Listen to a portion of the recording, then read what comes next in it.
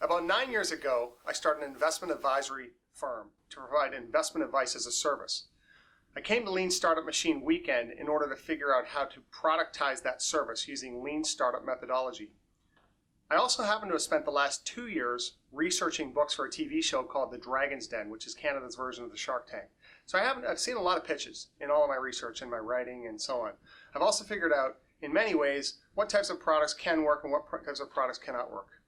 The Lean Startup Machine was much different for me. It completely changed my perspective. On the Friday night, I started with a 30-second pitch for a tool I call a rebalancing wizard. This is an investment tool. It helps investors organize their investments and then tells them what to buy and what to sell. I had a customer in mind, a hypothesis for a customer. The customer would be financial advisors who would pay $15 to $25 a month to be able to give that tool away to prospective customers. So it's a prospecting tool. Little did I know, 48 hours later, through the Lean Startup process in Chevy Chase, Maryland, going out on the streets and talking to real people, that the idea would turn completely inside and out. Our original problem hypothesis was that current investors need guidance on their investment portfolios.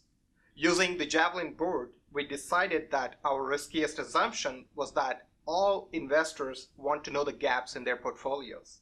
So we established a success criteria of 50% positive response. In pairs, we hit the streets of Chevy Chase, Maryland, and asked people simple questions. Do you invest? Would you like to know more about your portfolios and investment techniques? Within 30 minutes of asking these questions, our team realized that women, and in particular single women, were more interested in investment education than men. And interestingly, we also found out that the word portfolio did not go down well with a lot of people on the street. So we came back and formed a new problem hypothesis. This time, we guessed that 28 to 45-year-old women were not prepared to manage their own finances. So we made the riskiest assumption this time around that women want to know more about their investments, and went back to the streets and asked women in our target age group more about their investments. Using the Javelin board on Friday night, we documented our original problem hypothesis and our riskiest assumptions. Then we immediately got out of the building in teams of 2 and went to the streets of Chevy Chase, Maryland, where we talked to real people. Over the weekend, over the next 48 hours, we proved to validate many different ideas and invalidated many others. In the end, we used all kinds of techniques: phone surveys, face-to-face discussions, mock-ups for feedback. It was a wonderful process. Turned out we were right. Over 50% of our respondents did want to know more about investing.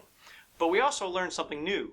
Younger women were a group that really stood out about wanting to know more about their retirement accounts. Over and over, we heard comments like, "My dad's been on my case to take care of my 401k," or "I would like to manage my money so my dad doesn't have to, but I really don't know where to begin and I'm embarrassed to ask."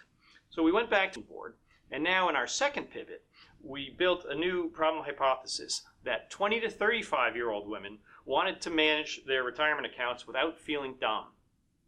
Our riskiest assumption was that young professionals, or YOPROs as we started calling them, need investment advice and help managing their retirement accounts. We formed a solution hypothesis of investment advice geared toward young professional women. So we decided to take it to the next level. We created an online survey and sent it to all YOPROs in our network. We conducted phone interviews late in the evenings, completed online surveys with real people. We used Facebook, social media to attract people to fill out the surveys. We even created a mock-up of what the solution might be so that we could even test that. What our LSM mentors talked about friction, which is really getting people to invest their time and demonstrate a personal stake in this idea. We pitched this idea and wanted 3 to 5 people to sign up for this service, and we succeeded. Between the results of the street interviews and the online survey, more than 20 people expressed willingness to learn about this product.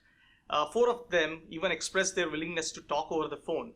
And this was all within 12 hours of us dreaming about this concept. In the end, what started out as an idea for a software tool that could organize an investor's portfolio and tell them what to buy and what to sell, ended up as a website and mobile application geared towards young professional women who need to manage their retirement accounts without feeling dumb. The Javelin board and our own gut told us that this was a viable business idea.